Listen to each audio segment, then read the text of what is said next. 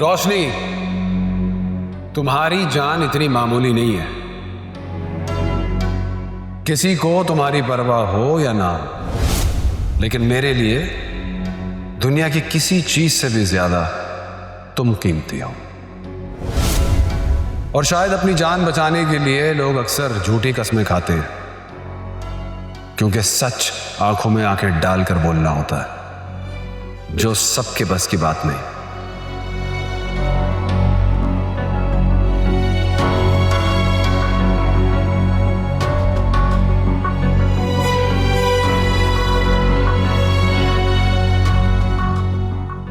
बस, I can't take this anymore.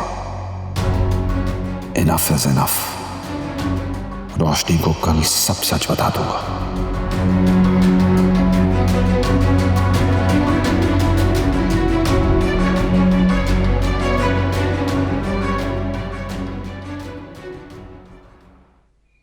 मेरी बात सुने, मैं बहुत इंपॉर्टेंट बात करना चाह रही हूँ आपसे। साकिब भाई, मैं कब से आपसे बात करना चाह रही हूँ, मेरी बात सुनो। मैं इस बारे में कोई बहस करना ही नहीं चाहता तुमसे। इसका मतलब तो ये हुआ कि आपके नजदीक मेरी खुशी और एहसास की कोई कदर ही नहीं है।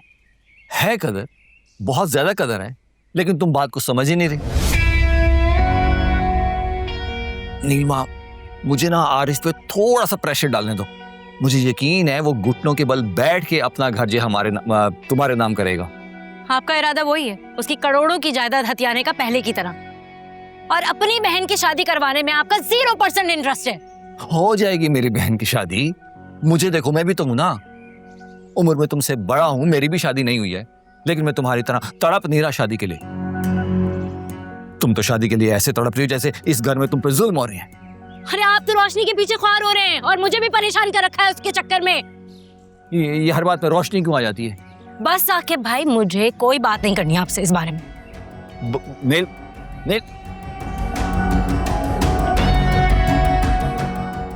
आरिफ ने दिमाग खराब करती है नीलिमा का।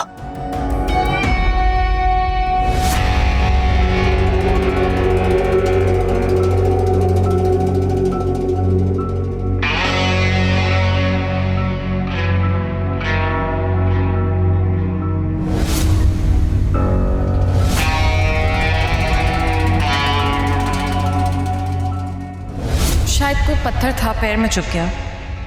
दिखाओ। नहीं, इट्स ओके। अरे मुझे देखने तो दो, हो सकता है पाँव जख्मी हो गया। एक सेकंड, दिखाओ।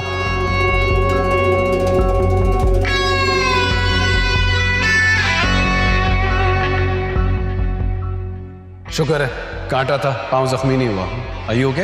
यप।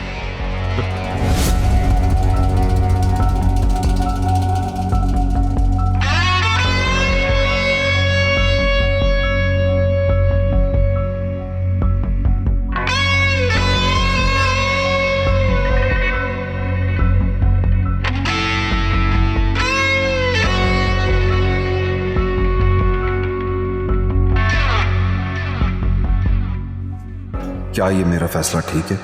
क्या रोशनी को अपने माजी और आयमा और मेरे मुतालिक बताने का ये मुनासिब वक्त होगा?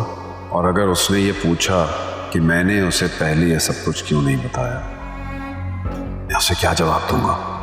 मैं क्यों इस बात को छुपाता रहा? वो मुझसे खफा भी हो सकती है और बदगुमान भी, और ये भी समझ सकती है कि मैं आज भी आयमा को